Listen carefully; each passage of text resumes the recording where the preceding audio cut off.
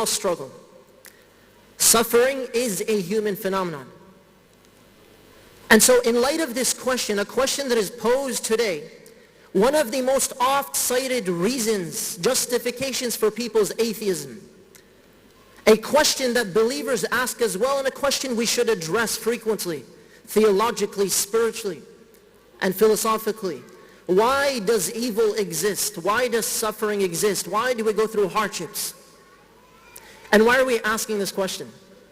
In light of our knowledge that Allah subhanahu wa ta'ala is all-knowing. He knows everything that will happen before it happens. Allah subhanahu wa ta'ala is all-loving, al-wadud. Allah is ar-rahim, ar-rahman, the ever-merciful. He would not want certain things to happen. And Allah subhanahu wa ta'ala, وَهُوَ عَلَى كُلِّ شَيْءٍ قَدِيرٍ, is able to do all things, so He can stop certain things from happening.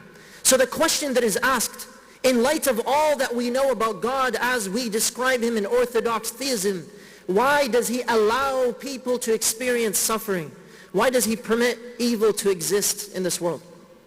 Before we answer the question, I want to emphasize a reminder for myself and everyone here, that when someone asks this question, there are two different approaches. There is the pastoral or spiritual or counseling emotional response, and that's what most people are looking for.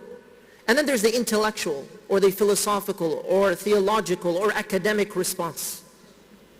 And it's important when someone asks that we understand why they are asking. What is it that they have experienced? Does objective evil exist? This is the first question. When someone claims that evil exists and that's their reason for not worshiping God, we ask, what is evil? What do you mean when you say evil?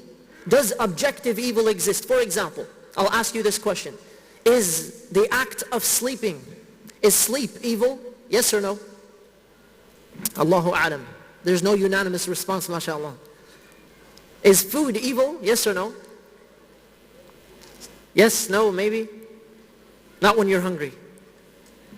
Why do we ask this question? The problem with the question is that as soon as someone acknowledges that objective evil exists, it means there's an objective reference point. An objective reference point has to be from an objective source, meaning from God. If objective evil exists, the entire argument contradicts itself. And this is important to keep in mind, but it's not the crux of our discussion. The crux of our discussion right now is when we talk about Allah subhanahu wa ta'ala's knowledge and Allah's wisdom. Allah is al-alim wa huwa bi kulli shay'in alim. And Allah subhanahu wa ta'ala is ahkamul hakimin. He's the wisest of the wise. What does it mean that Allah subhanahu wa ta'ala is al-hakim? Allah subhanahu wa ta'ala puts everything in its proper place. In this entire universe that we see, anything that you see has behind it, behind the scenes, a number of conditions, a lot of information we don't have access to. And the fact that Allah subhanahu wa ta'ala tells us that He does not oppress, that He does not deal with His creation with any kind of dhulm, any kind of oppression or injustice, gives us peace and assurance and tranquility that what is happening, regardless of my interpretation, is happening based on Allah's wisdom and Allah's knowledge. What do we mean by this? Even the angels asked. When Allah subhanahu wa ta'ala informed the angels about the creation that is to be, the creation of the human being with free will, the angels who had experience with the previous creation asked, وَإِذْ قَالَ رَبُّكَ لِلْمَلَائِكَةِ إِنِّي جَاعِلٌ فِي الْأَرْضِ خَلِيفَةً قالوا أتجعل فيها من يفسد فيها ويسفك الدماء ونحن نسبح بحمدك ونقدس لك قال إني أعلم ما لا تعلمون. Allah subhanahu wa ta'ala informed the angels, I'm going to create upon this earth a caretaker of the earth. And they asked Allah subhanahu wa ta'ala, are you going to create upon this earth a being, meaning with free will, who will abuse this free will by doing what? Spreading corruption in the world and spilling the blood of one another. Spreading evil, injustice, oppression. Allah subhanahu wa ta'ala's response to the angels suffice the angels and should be sufficient for us. قَالَ إِنِّي أَعْلَمُ مَا لَا تَعْلَمُونَ. I know that which you do not know. Are we in a position to question Allah subhanahu wa ta'ala with our limited knowledge of why things happen and how they happen and how they manifest? When people bring up the problem of evil as it's posed in secular philosophy, when people bring up this problem, they're not usually focusing on the older version of the problem, the logical version, because it's been debunked since the 1950s, 1960s. Now they have turned and said and stated and argued, this is a matter of probabilities. It's called the evidential problem of evil. That there's so much suffering in the world. There's so much suffering in the world. There's so much evil in the world that it's overwhelming in terms of probabilities against the belief that there is a God. This is their claim. We are not in a position to argue about probabilities. Why? One example suffices. Musa alayhi salam and Al-Khidr, we read this every Jumu'ah, every Friday. Musa alayhi salam does not have access to the knowledge of what is to come. Why was this boy killed? Now, if right now you heard someone was killed, a young boy was killed, automatically our inclination is what? This is an act of evil. Musa alayhi salam, a messenger of Allah, ulul azmi min al-rusul, in the sixth of the heavens. Musa alayhi salam, وَكَلَّمَ اللَّهُ Musa taklima. Allah spoke to him directly. Musa alayhi salam, referenced in the Quran 136 times more than any other messenger. Even Musa alayhi salam did not have access to this knowledge. So he asked Al-Khidr, and he became impatient. وَكَيْفَ تَصْبِرُ عَلَى مَا لَمْ تُحِطْ بِهِ خُبْرًا. How are you going to be patient, O Musa alayhi salam, with something you do not have knowledge about, knowledge of? How can you and I be patient looking around the world today, seeing what is happening of injustice, and assuming based on our limited knowledge that we know the reality of the situation? Ibn Taymiyyah rahimahullah refers to the irtibat, the intertwining of, let's say, millions or billions of conditions in the universe behind the occurrence that you experience in your life and the occurrences around the world. You might experience one hardship today, one calamity today, and the repercussions of this calamity might be 300 years later, a group of people enter into Islam in another land. You cannot possibly know. A young boy who ended up what? Being the source of intercession for his parents on the Day of Judgment, died at a young age, for example. We do not know the reality of situations. We are not in a position to claim that there is a probability when we don't have access to that information. When we talk about the knowledge of Allah subhanahu wa ta'ala, we can see amongst us in this room, and in your family you can assess this, that there is disparity in our knowledge, just like there was disparity between Musa alayhi salam and Al-Khidr, and there's also disparity in our wisdom. For example, let me ask you this question. How many people here love chocolate? Let's get a show of hands. Alhamdulillah. MashaAllah. Somebody like really a fan of chocolate here. Alhamdulillah. May Allah grant you the chocolate of Jannah. Say Ameen. Allahu Akbar. If your child, 4 or 5 years old, they're eating chocolate, and it's not the healthy kind of chocolate. They're eating a terrible kind of chocolate. And they had enough for the day. And you told your daughter, your son, that's enough for today, you can't have any more. And they started crying. Why? Because for them this chocolate equals happiness. And you don't want them to be happy. So the child starts to cry, and they start to insult their parents, and they start saying things, Allahul Musta'an, they should not be saying. Imagine the child telling their parents, you don't love me. Why? Because in the child's mind, with their limited knowledge, limited wisdom, limited experience, in their mind, you're preventing them from something good, you are causing evil or harm to them. I know this is a minor analogy. But imagine, that child then said, well, I don't believe you exist. Most parents would say, what do you mean you don't believe I exist? Do you want to see that I exist? I'm right here. What's the problem with this? If you don't have access to knowledge of a situation, you cannot be in a position to claim that there are probabilities for or against anything. So then the question really is, how do we know? How do we know that what is happening is in light of Allah subhanahu wa ta'ala's will and His love and His knowledge, and that it's good for us in the end? How do we know this? One of the problems and traps we fall into sometimes as Muslims theologically is that we also misunderstand and conflate between two things, Allah's will and Allah's love. A few years ago at Hajj, I overheard two brothers arguing. In Mina, you have nothing to do sometimes, so you hear people. And so they're arguing. One of them says, I don't understand why this group of people had to die. Does Allah not love them? Is He angry with them? There's so many children, innocent children, they did nothing wrong. These are two Muslim brothers talking. And I hope that the other would respond with a proper response, but he made it worse, subhanAllah. So I turned around and I said, Assalamu alaikum, brothers, I don't mean to chime in, but can I just add one thing quickly to what you said? Does Allah love for people to hurt one another? Yes or no? I want to hear it from you. Does Allah love for people to oppress one another? No, there's no doubt. Does Allah love for people to disbelieve? Yes or no? Absolutely not. And so Allah subhanahu wa ta'ala allows certain things to happen, and He does not necessarily love those things. Why should we focus on this point? Because one of the traps of the devil is that when you on a personal level experience hardship, and this is where we're getting to the spiritual, when you experience hardship, the devil wants for a believer to think Allah is angry with me. Allah does not love me. Why is Allah doing this to me?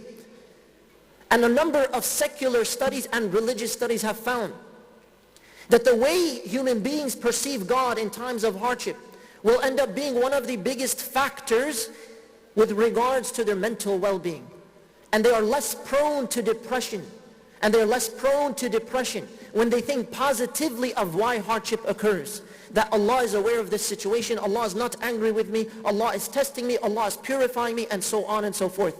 But when people automatically assume that hardship means God hates something, then how do we answer as Muslims the reality of the hardships of the messengers? The tests and trials of the prophets and messengers are more severe than for any other human being. And so when we distinguish between these two, it is for us to recognize when you go through hardship, it is not an automatic inclination that Allah is angry with me. Rather, Allah permitted this to occur for a greater wisdom. This is good for me. How do I know this? Go back to what Allah said. And this brings us to another point.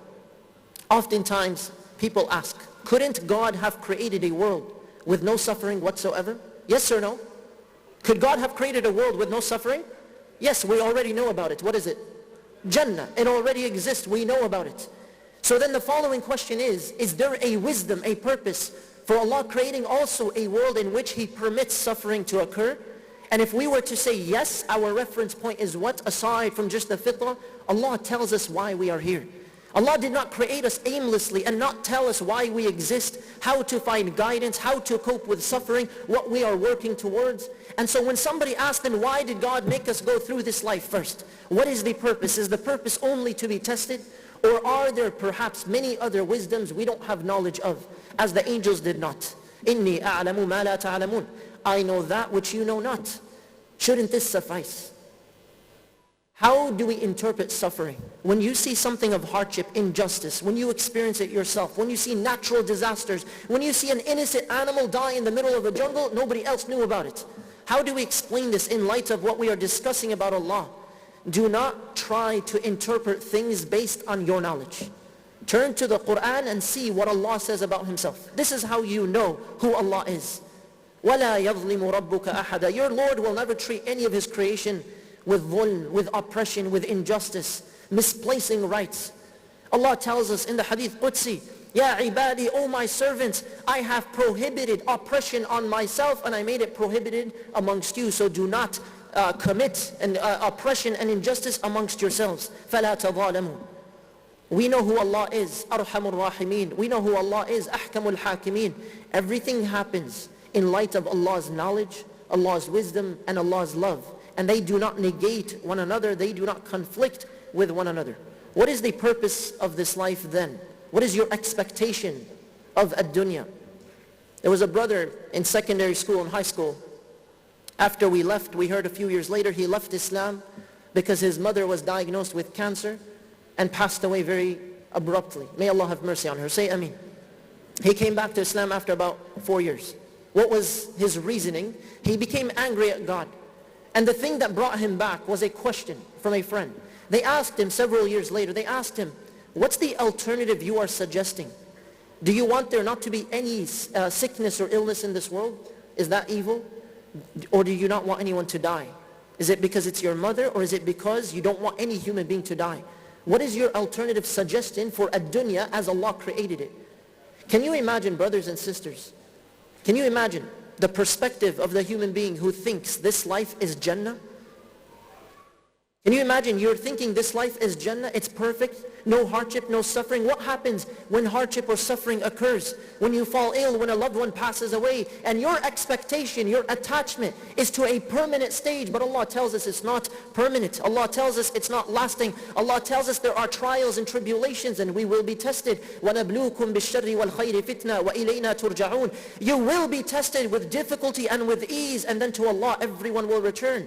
If your expectation for this life is up here and you think this life is Jannah, you will always be disappointed with this world. But if you assume rightfully, properly, accurately the truth of the reality of this world as it is, al-hayatud dunya, it is a temporary, lowly life. It is a place to work for a lasting life. If it is Jannah that you want, then work for Jannah. That's the place of perfection, relaxation. And that is what we strive for. May Allah subhanahu wa ta'ala grant us that and much more. My brothers and sisters, when we turn to the Quran and we see what Allah describes of suffering and trials and tribulations of the prophets and the messengers and the righteous before us, and He informs us subhanahu wa ta'ala that nobody in this world will get through this world without experiencing some kind of hardship. How can we then expect something different? The problem with the problem of evil is that it makes assumptions and it has premises that are flawed in and of themselves. And this is a reminder for myself and everyone here that at times when people pose questions to us and for us, we should not react immediately with a response, but rather first analyze the question or the problem itself. Is there actually a problem here, or is this an emotional matter? A matter that is of preference. There are so many atheist philosophers that came back to theism after many years, after learning, after research, after reflection. And one of the main commonalities that they had, one of the primary commonalities, was that they said when they were younger and more zealous and passionate and less knowledgeable, when they went through hardship, they justified their rejection of God because of their misunderstanding of why suffering exists. Because they were channeling their anger at Allah subhanahu wa ta'ala, not understanding His wisdom or His knowledge. It is not a logical issue.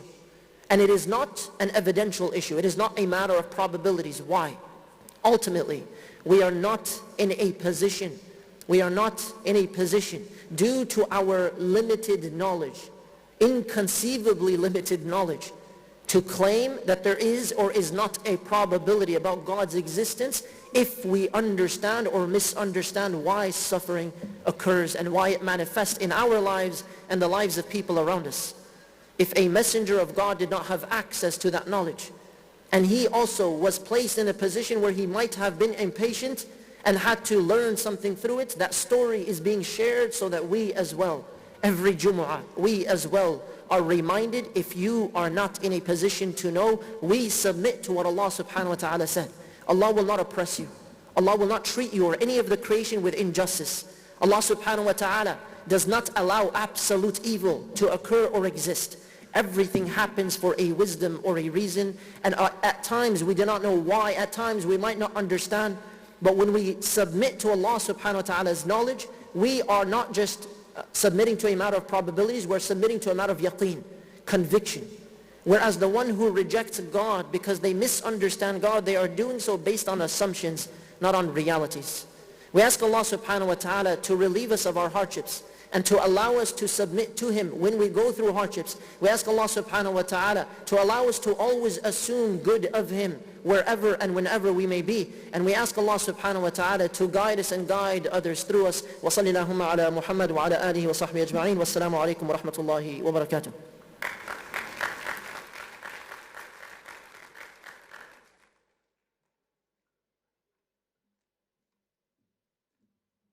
Takbir! Takbir! Allahu Akbar, inshallah. Na na na na na. As temperatures drop below zero, many around the world will be facing the cold season without adequate shelter, warm clothes, blankets, and the sustenance of nutritious food. Many families face the prospect of a winter which could be their last. Keep them warm, keep them alive by visiting muslimhands.org.uk or call us today.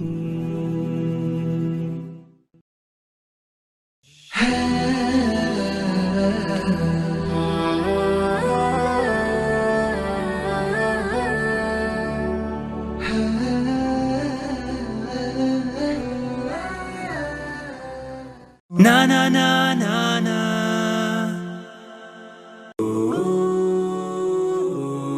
فاذكروا